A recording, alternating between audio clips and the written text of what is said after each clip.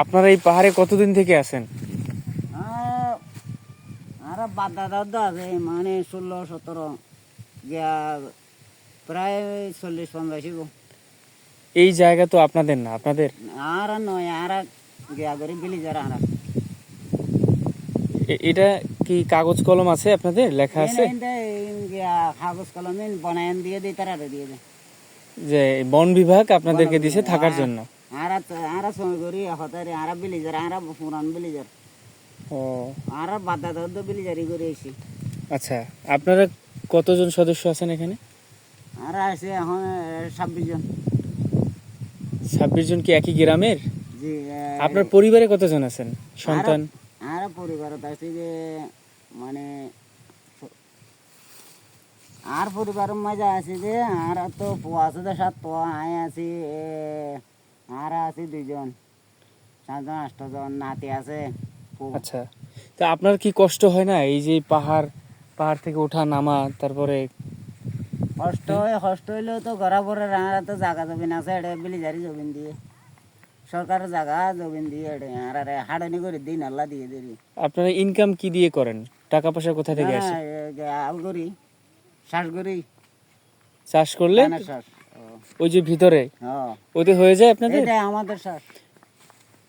আচ্ছা, এই টাকা কি ওখান থেকে আসে? ধান টান বিক্রি করে এরকম চলে? কষ্ট হয় না? কষ্ট, অনেক কষ্ট। তারপরে তো চলা পরে হতে আর এখান থেকে কোথাও যাওয়ার কি চিন্তা আছে? না হড় যাই আমার আপনাদের জায়গা জমি এটাই?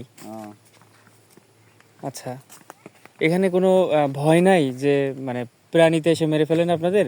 হাতি বা বাঘ এরকম কিছু আছে? হাতি আছে। হাতি কি মেরে ফেলে আপনাদের? না না হাতি ধান টাঙ্গাই আর এনে দৌড়াই ওইন তৈলে এনে দৌড়াই হতারে। আচ্ছা, মানে দৌড়নি দেয়? ও, তার মানে খুবই কষ্ট হচ্ছে এখানে বসবাস করতে, তাই না? অনেক কষ্ট। এটা কি সরকারের কাছে কখনো জানাইছেন আপনারা?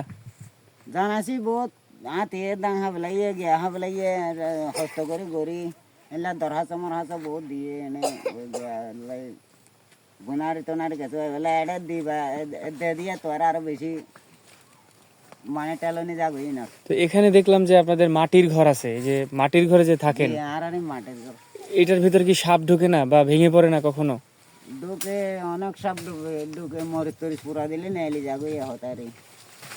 রেগুলার প্রতিদিন রাতে কি মরিচ পড়েন? না প্রতিদিন রাইতে না পরে সময় গলে হতারে। এখানে কাউকে সাপে কামড় দিয়েছে এরকম হয়েছে?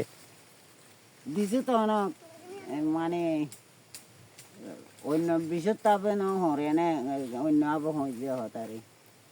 আচ্ছা, তো মাটির ঘরে অসুবিধা হয় না? অসুবিধা। হ্যাঁ।